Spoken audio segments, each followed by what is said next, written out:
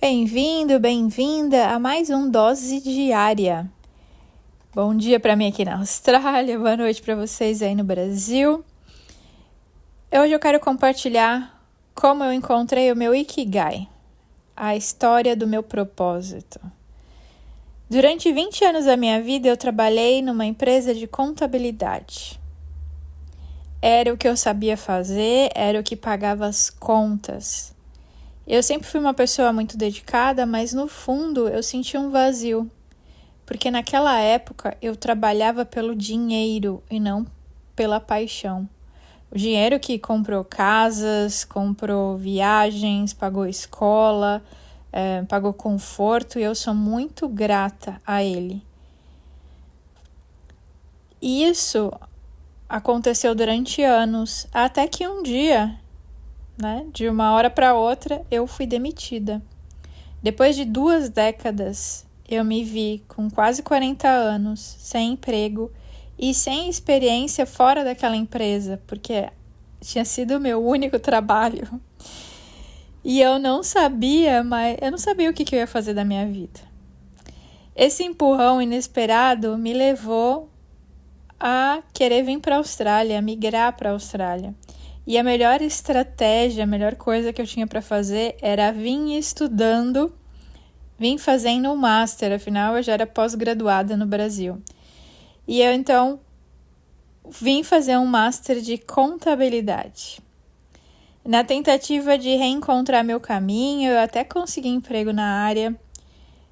E quando tudo parecia que estava voltando ao normal, Mas aquilo não fazia mais sentido para mim. Eu sentia que a minha alma estava pedindo algo diferente. Eu não queria mais bater o ponto, eu não queria mais trabalhar no escritório todo dia, mexendo com números, com o computador. Então, eu comecei a buscar respostas. Eu comecei a buscar livros, vídeos, práticas espirituais. E até que um dia, quase que por acaso, e entre parênteses, eu não acredito que exista acaso, eu encontrei o livro que chama Ikigai. Esse livro, eles me tocaram profundamente.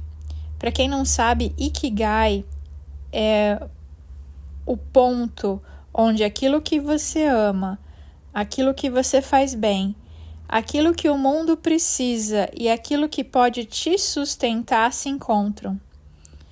E eu então continuei lendo e eu percebi que eu tinha encontrado o meu Ikigai. E eu comecei a estudar mais, comecei a tentar espremer, se eu pudesse espremer a Josi e falar assim, o que sai daí, Qual é o caldo que sai da Josi?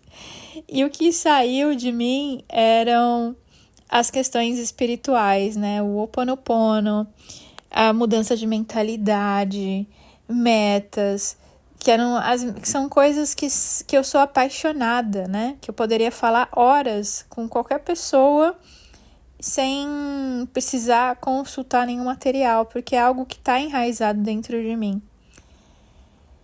E foi até nesse momento que eu comecei, então, que eu escrevi o meu livro do Ho'oponopono, que depois se tornou um guia, um guia definitivo para você aprender a praticar o Ho'oponopono. Tá à venda até hoje esse guia.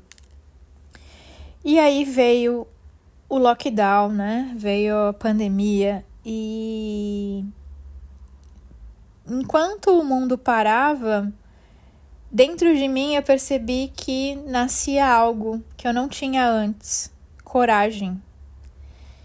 Até então eu tinha escrito um livro, eu tinha descoberto o meu Ikigai, mas eu ainda não tinha tido coragem de compartilhar para o mundo.